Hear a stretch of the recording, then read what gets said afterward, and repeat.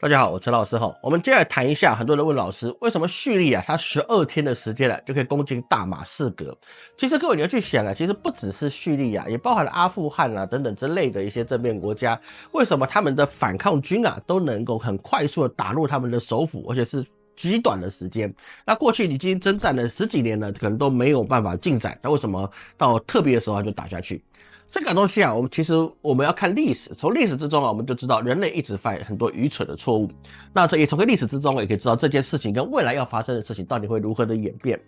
我们讲个历史故事就是说呢，为什么大清朝可以进入大明朝的山海关之后然后来成为一个新的中国王朝？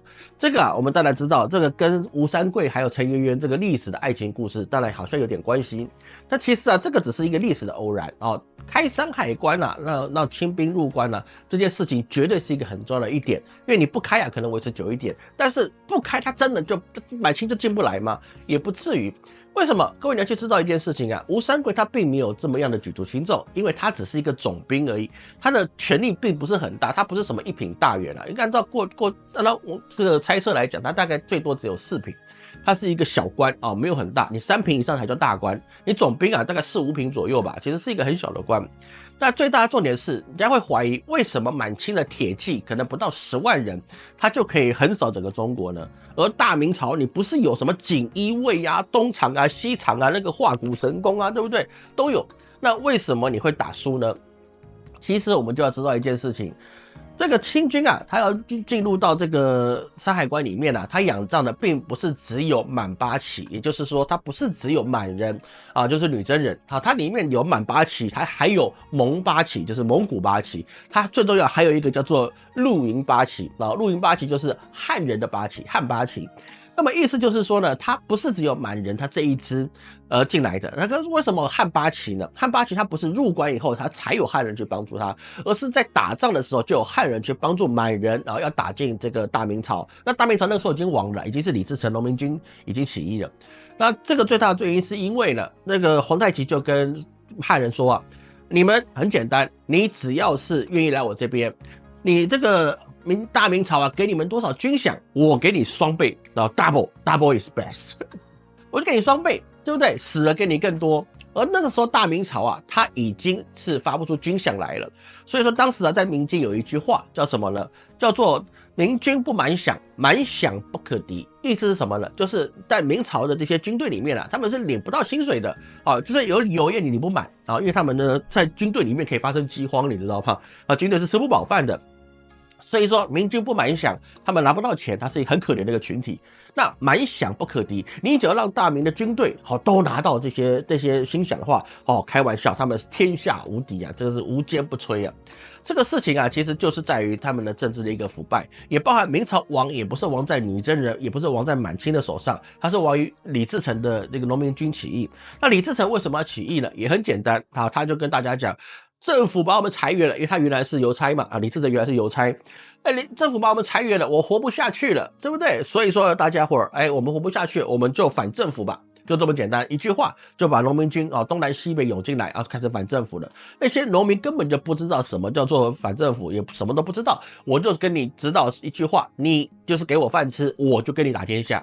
打赢了你给我多一点，打输了跟现在没什么两样，要么就死嘛，就是这么一回事。所以没什么了不起的。所以说满清他是因为大明朝的他的贪腐，所以说他可以轻易的入关，然后横扫整个中国。那整个当中国换成大清之后呢，反清复明的力量多不多？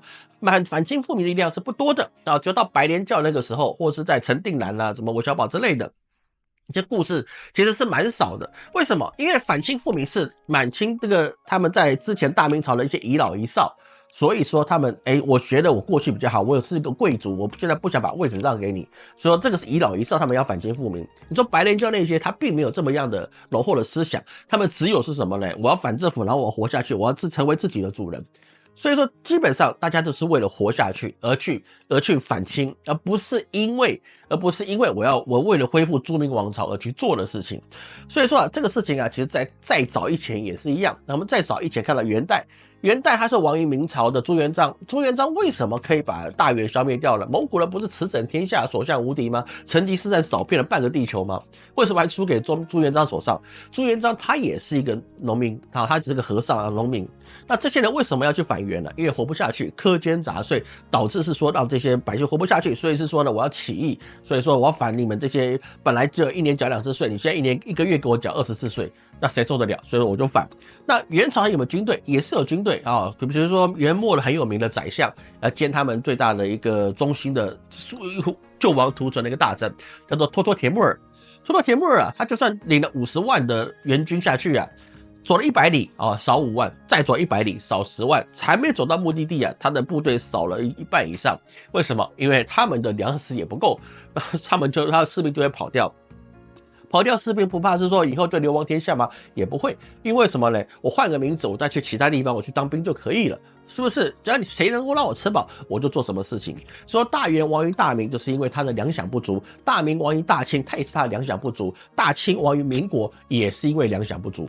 因为什么呢？因为我们看到八国联军为什么能进到庚子全乱，最主要原因是我们之前讲过，百姓也被这些人弄得受不了，是不是？我有今天没有明天，而且呢巧取豪夺，加上你的苛捐杂税，让我过不下去了，所以说我宁愿在八国联军把你们这些踢走，对不对？到后面的这个民国起义也是一样，是民国黄花岗72烈士，叫做72个傻瓜蛋。为什么呢？因为他拿大刀去砍清军。那当然是被打死的份啊。所以我们说72烈士啊，说白了不止72个，上百个，那都是傻瓜啊！为了他们自己理想冲进去的，而去起义的，都通通被打死活该。那只是说未来需要后面呢需要有一些楷模啊，就把他们推上去。事实上他们不是什么很聪明的人，他们都是傻蛋哦，那枪都不会开，然后冲进去人家警察局要跟人家拼生死。所以说呢，后来大清亡于民国，民国为什么会把大陆丢掉呢？也是很简单，就是因为百姓跟着国民党政府吃不饱，所以说我就要造反，那就这么简单。那谁给他吃饱？共产党说我给你吃饱，那你就过去了。因为到最后那个蒋中正抗日成功之后，有解甲归田，一样贪腐，10块钱发下去。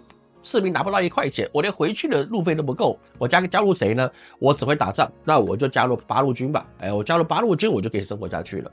所以说，我们看到中国历史上来看，都是这样的套路啊。上面的腐败导致下面的吃不饱，下面吃不饱，我就给你造反。那么阿富汗也是一样，为什么甘霖老师他自己就要跑？为什么？因为他贪腐。贪腐到最后啊，你就只能带自己1飞机的美金，然后跑出去流亡。但是呢，他的士兵基本上是拿不到薪水的。为什么他那么有钱？就是他把士兵的薪水啊、一些装备啊、什么军援全部打走了，然后自己飞走了。那这一次叙利亚也是一样，阿萨德总理也是自己飞啊，自己开了飞机，然后飞到了那个俄罗斯去，那带了一大堆钱。那所以说他为什么有那么多钱？当然也是因为军费都被他吸光了。所以在这个状况之下，我们就看到一朝亡一朝都是以贪腐。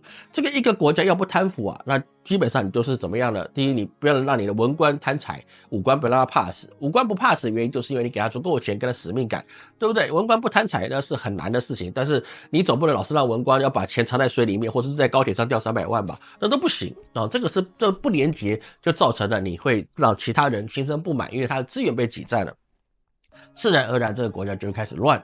是不是？所以说我们在看叙利亚这个问题的时候啊，也不要把它看得太有说它已经是拍板定案了，然后这个事情一定是对某些的国家有利啊，比如说土耳其之类的，一定是有利，不一定。那各位你要知道，不一定。这个很多历史故事，我们可以从这边已经具体可以告诉各位。